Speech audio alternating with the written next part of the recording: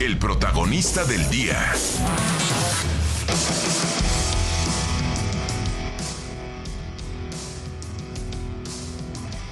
Bueno, estamos de vuelta aquí en Análisis Superior.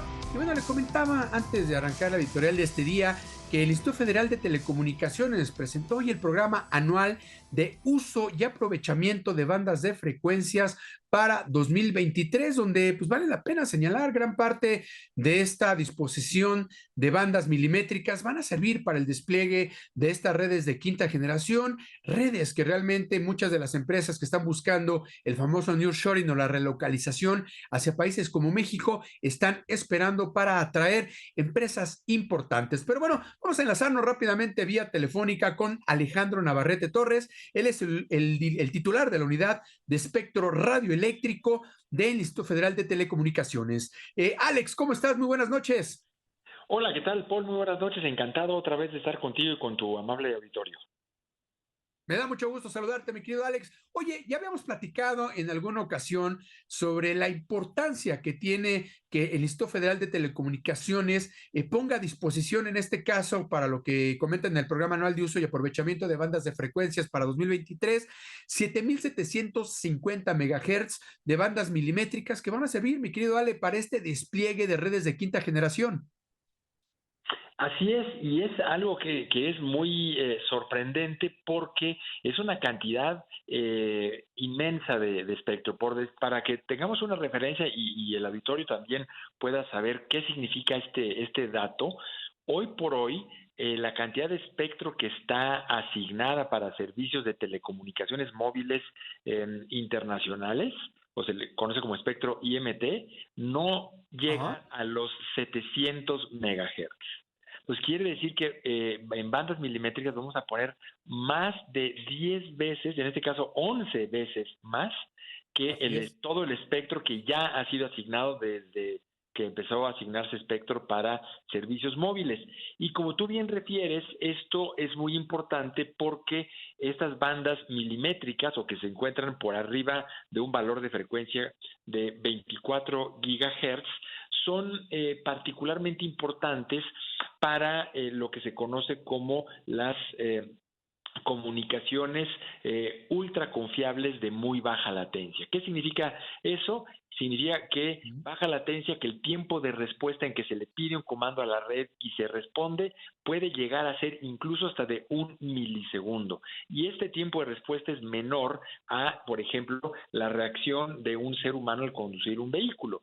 Quiere decir que son bandas de frecuencia que van a ser propicias para aplicaciones como vehículos autónomos o como aplicaciones de automatización industrial, donde vamos a tener robots, ya no como los tenemos hoy, un robot donde llega, por ejemplo, imaginemos una planta automotriz, un vehículo que se mueve en una banda y llega donde está el robot y el robot simplemente es una soldadora, pues va a soldarlo, sino que en este caso no se mueve el coche, lo que se mueve es el robot. Entonces va a haber muchos coches en diferentes partes y el robot va a ir, si tiene que soldar, va a soldar a un lugar o va a soldar a otro, va a soldar a otro, y llega a otro que pinta o otro que pone las llantas o otro que pone el tablero, etcétera, y van caminando o moviéndose estos robots por la planta porque tienen ruedas, tienen movilidad, sin chocar, sin chocar unos con otros y además haciendo pues actividades de precisión en cada uno de los puntos donde lo van a hacer. Entonces esto va a tener efectos muy importantes para la parte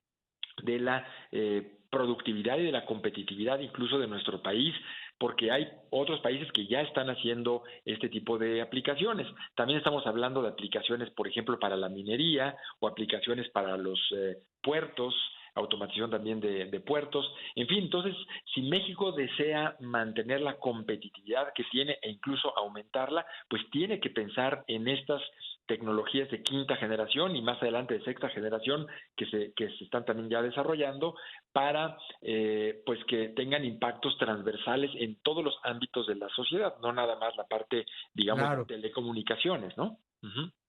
Óyale, déjame preguntarte algo porque justo, pues bueno, lo acabas de comentar, yo creo que la importancia de poder tener la licitación de toda pues bandas milimétricas, 7750 megahertz, pero justo lo platicábamos tú y yo a mediados de año cuando ya analizábamos los retos que tenía el país para el cierre de este 2022 y sobre todo los retos que venían para 2023 en el tema de infraestructura, de redes de quinta generación, pero uno de los factores en el cual siempre hemos platicado y hemos debatido es el tema de los costos. ¿Se ha bajado el costo para que estas licitaciones de bandas milimétricas sean atractivas para los compradores, Ale?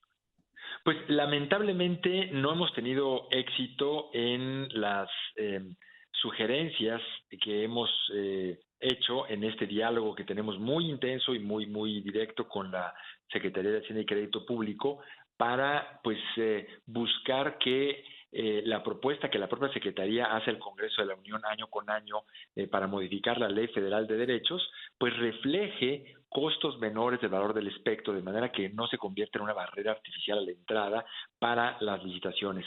Estas bandas milimétricas aún no están tasadas en la Ley Federal de Derechos, tendrán que tasarse en algún momento y bueno, pues es parte de la discusión que tendremos que tener hacia futuro con la propia Secretaría de Hacienda primero y después, pues, de ser posible con el propio Congreso de la Unión. No debe ser el costo del espectro una barrera artificial para que pueda asignarse a quienes lo van a utilizar, pues como ya dijimos, para cuestiones muy importantes que tienen que ver con la competitividad y la productividad del país en general.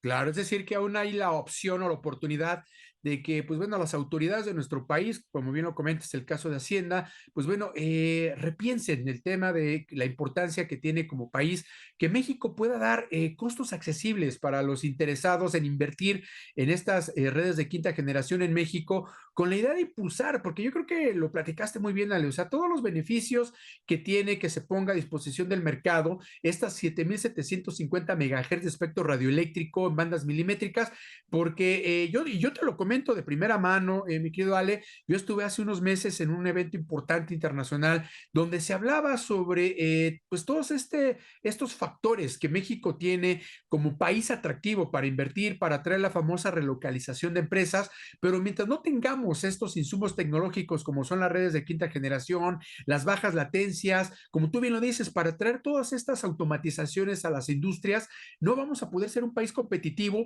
y si no hacemos entender al gobierno que los precios deben ser accesibles, pues nuevamente nos vamos a quedar con licitaciones desiertas, mi querido Ale, y ojalá que eso no ocurra.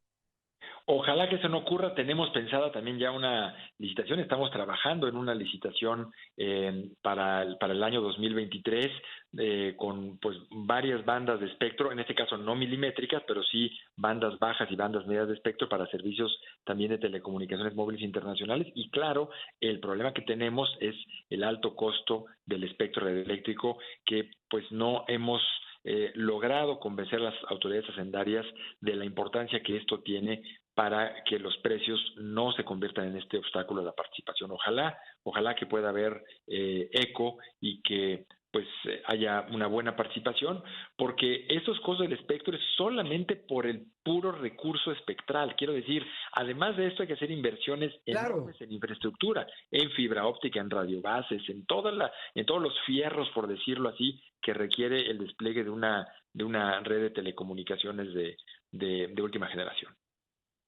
Porque yo creo que el gobierno debería entender, mi querido Ale, que pues además de que si se da un precio accesible para que los inversionistas compren este espectro, como dices tú, inviertan en esta infraestructura, corto mediano plazo es benéfico para las arcas del gobierno, inclusive al atraer más empresas, al crear negocios que al final de cuentas le reditúan a la hacienda pública de nuestro país. Absolutamente, absolutamente. Y lo que hemos dicho es que los altos costos representan un perder para todos, porque como tú bien dices, si se queda desierta la licitación, pues por un lado pierden los proveedores de servicios porque no tienen el espectro que requieren, pierde el usuario final porque no tiene los servicios que se requiere, pero también pierde la hacienda pública porque no va a poder recaudar el dinero que tanto le hace falta para promover diferentes proyectos Claro. del gobierno federal. Entonces es un perder. Yo para este Ah, 2023 para que se bajen los precios del espectro. Claro, porque además, como tú lo comentas, tener un elefante blanco que es el espectro radioeléctrico detenido, en el mundo de los negocios, siempre lo hemos dicho, Ale, tener un activo detenido, pues es un activo que no te genera ganancia. Y al revés, como tú lo dices, pues empezamos a perder como país la hacienda pública pues bueno, esto no es benéfico para nadie. Pero además, me quiero darle además de estos 7,750 megahertz de espectro radioeléctrico, pues vienen otras bandas importantes como la de AWS, en los segmentos que son importantes también para impulsar el tema de nivel de adopción tecnológica que tanto requiere México, Ale. Es cierto, sí, estamos incluyendo otras bandas en esta modificación que, como decía hace un momento, nos van a permitir hacer una licitación, le estamos llamando la IFT 12, de espectro que sea propicio para, pues, para redes, ya sea 4G o incluso 5G, en bandas bajas y bandas medias, que permitan, pues, que haya más alternativas e incluso también espectro para quienes lo requieren, no necesariamente las grandes empresas que ya conocemos que proveen servicios de telecomunicaciones, sino también para empresas medianas y pequeñas que también están urgidas de un espectro radioeléctrico en diferentes zonas para poder proveer servicios, ¿no? Como se les conoce a esos Claro. proveedores de servicios de Internet inalámbricos o los WISPs, por ejemplo, se les conoce, u otros tantos que también requieren espectro, pues para llevar conectividad a las zonas más remotas donde hoy por hoy pues estamos hablando de más de 5 millones de personas que no cuentan con ningún servicio de telecomunicación. Así es. Finalmente, Alex, antes que se me acabe el tiempo, comentabas, bueno, aún falta que se haga se tasen los costos de estas pues bandas milimétricas, faltan ahí todavía algunos acuerdos, pero ¿tendrán alguna fecha estimada de cuándo podríamos comenzar a ver la licitación de estas bandas milimétricas? Difícilmente será en 2023, seguramente será a partir de 2024, cuando podamos ver una licitación. Ahorita vamos a, nuestra idea para 2023 es licitar bandas bajas y bandas medias Ok. y dejar bandas milimétricas. Ya están anunciadas para que pues quienes tengan interés sepan que ya cuáles son esas bandas y qué cantidad de espectro hay, pero probablemente será hasta 2024 cuando podamos licitar espectro en bandas milimétricas. Perfecto. Alex, como siempre, te agradezco mucho que nos hayas tomando la llamada. Te mando una feliz Navidad, un abrazo muy grande de Año Nuevo y por supuesto estaremos muy pendientes de todo lo que están dando a conocer en el IFT. Muchas gracias, Alex. Muchas gracias a ti, igualmente muchas felicidades para ti y para tu amable auditorio. Lo mejor.